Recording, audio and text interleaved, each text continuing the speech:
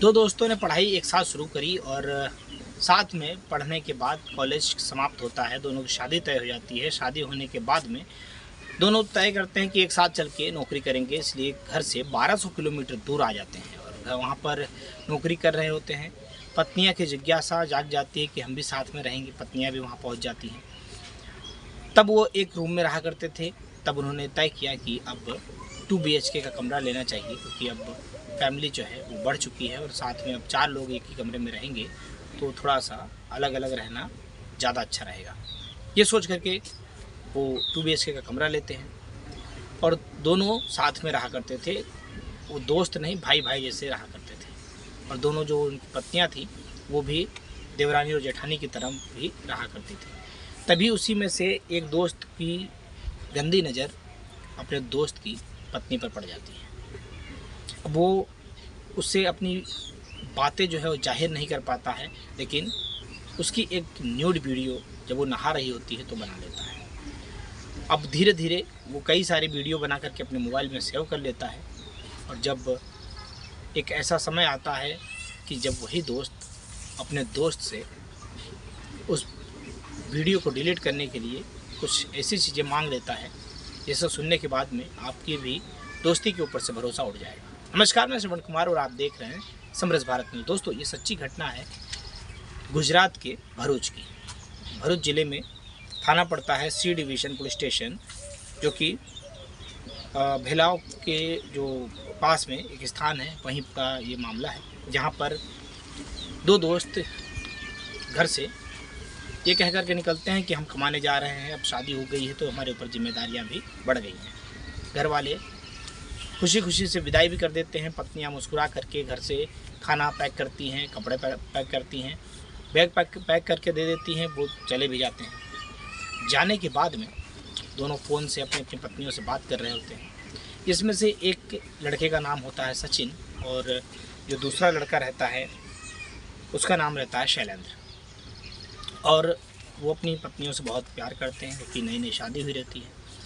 वो तय करते हैं कि क्यों ना हम लोग अपनी पत्नियों को भी घर से बुला लें। और इधर पत्नियों की भी जिज्ञासा जग रही थी कि हम भी आकर के शहर में घूमना चाहते हैं। नई नई शादी हुई, तब से हम लोग बाहर ही जा के रह रहे हो। लेकिन यहाँ पर ये एक ही कमरे में दोनों रहा करते थे, सिंगल रूम था, व्यवस्थाएं भी उतनी अच्छी नहीं थी। तो इन्होंने तय किया कि अगर वो दोनों आती हैं तो हम लोग चल करके 2 BHK का कमरा ले लेंगे और उसमें सारी फैसिलिटी भी अंदर रहेगी और बड़े आराम से रहेंगे। ये तय करके वो 2 BHK का कमरा ले लेते हैं और अपनी पत्नियों को वहाँ पर बुला लेते हैं। और जैसे ही वहाँ पर दोनों की बीवियाँ पास आ जाती हैं तो वो दोनों भाई की तरह रहते हैं, एक दूसरे से सारी बातें शेयर करते हैं।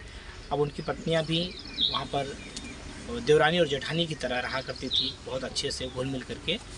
तो इसी तरीके से बहुत अच्छे से हंसी खुशी से सारा चीज़ें चल रहा होता है। फिर समय बीत रहा होता है, तभी अचानक से एक दिन इनके बीच में कुछ ऐसी घटना घटित हो जाती है जिसके बाद में पुलिस भी हैरान है, तमाम आसपास के लोग भी हैरान हैं। क्योंकि बात यह है 29 मार्च 2025 की, लगभग समय 5-6 बज रहा होगा, तभी एक व्यक्ति बाज़ार के लिए निकलता है।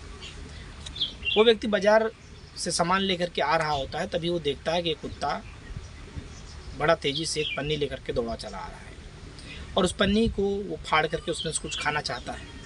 ये सोच करके वो व्यक्ति वहाँ थोड़ा सा रुक जाता है, क्योंकि कुत्ता जो था वो इतने आवेश में था और भूख रहा था।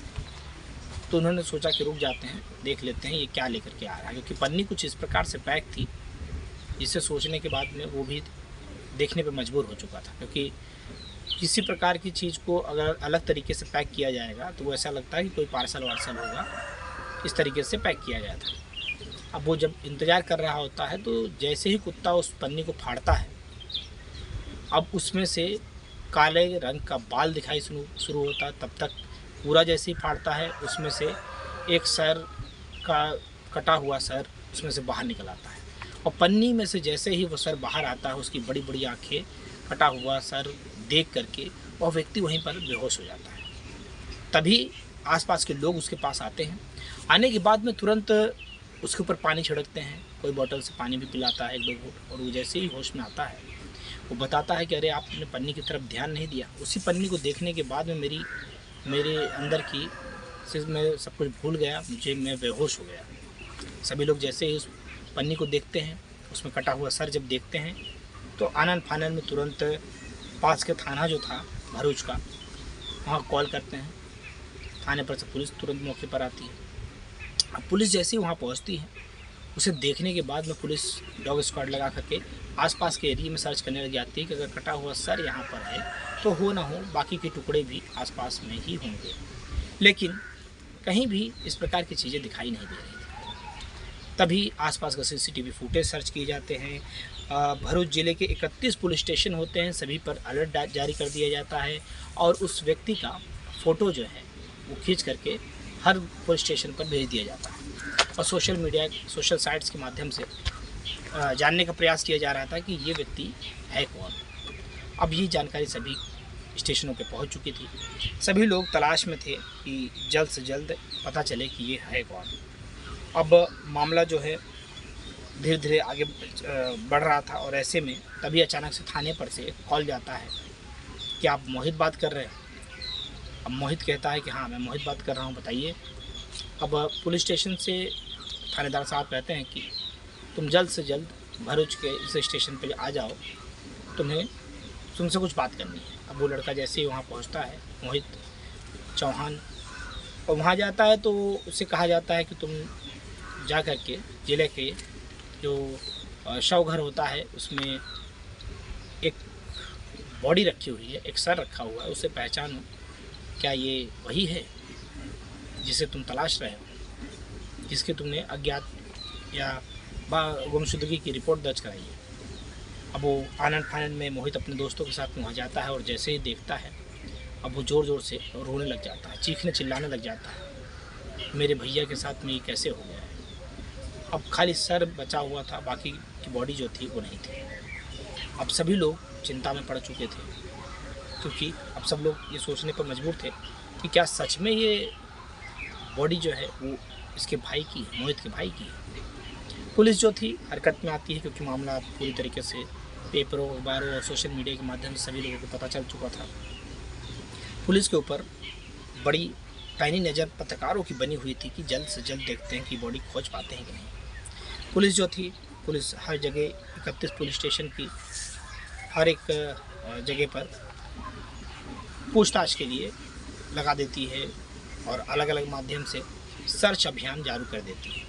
और जैसे ही अलग अलग माध्यम से पता चलता है तो पुलिस को एक सफलता मिलती है क्योंकि पुलिस के पास में एक हाथ का टुकड़ा मिल जाता है और उस पर लिखा रहता है सचिन। अब सचिन के उस टुकड़े को, हाथ के टुकड़े को जैसे ही मिलता है, उसका भाई रहता है मोहित चौहान, उसे पूरी तरीके से यकीन हो जाता है। अब जैसे ही सभी टुकड़ों को ला करके उसके पास जोड़ा जाता है तो पता चलता है कि यह कोई 35 साल का लड़का है। अब इसकी जानकारी सभी को लग जाती है। धीरे धीरे सभी परिवार के लोग जो हैं वो रोने लग जाते हैं क्योंकि पता चलता है कि इनकी 4 साल पहले ही शादी हुई थी और जिसमें पारुल नाम की लड़की से इसकी शादी होती है। इसमें एक बच्चा भी है शिवांश नाम का। सचिन की लाइफ जो है बहुत अच्छे से चल रही होती है और इसका एक दोस्त रहता है शैलेंद्र। अब जानकारियाँ धीरे धीरे निकलना शुरू हो जाती हैं, सभी को पता चलना लग जाता है कि क्या बात था, शैलेंद्र का नाम क्यों आ रहा है, इसका करीबी दोस्त था, बचपन का दोस्त था, फिर ऐसा क्या हो गया। अब पता चलता है कि शैलेंद्र और मोहित ने मिलके साल 2022 या 23 में 4 लाख रुपए लोन लिए थे और इसकी किस्त आती थी, दोनों टाइम से भरा करते थे। तभी जब शैलेंद्र और सचिन दोनों साथ में रहा करते थे, जो वीडियो की बात सामने आ रही है, इसी वीडियो को शैलेंद्र ने अपने पास में, जो सचिन था उसके पास से जो ये वीडियो था उसने छुपा करके अपने पास रखा हुआ था और इस 4 लाख रुपए को जो लोन ले रखा था इसे अब सचिन नहीं भरना चाहता था। सचिन चाहता था कि इसे अकेला शैलेंद्र ही भरे।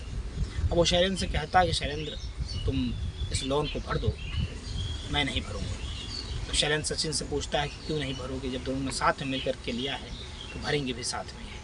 तब सचिन उसे धमकी देता है कि याद रखना शैलेंद्र, मेरे पास में तुम्हारी पत्नी का वो गंदा वीडियो है जिसे अगर मैं वायरल कर दूंगा तो तुम रातों रात बदनाम हो जाओगे, तुम्हारी पत्नी बदनाम हो जाएगी। अब शैलेंद्र जैसे ही इस बात को सुनता है वो उसकी पैरों तले से ज़मीन खसक जाती है। वो डर जाता है कि अरे मेरा दोस्त है, इसको मुझे मेरे अकाउंट नंबर पता है, मेरे मोबाइल के अंदर क्या क्या है सारी चीज़ें पता है, मेरी पत्नी के बारे में सारी चीज़ जानता है, मेरे बारे में सारी चीज़ जानता है, और फिर ये ऐसी बातें क्यों कर रहा है?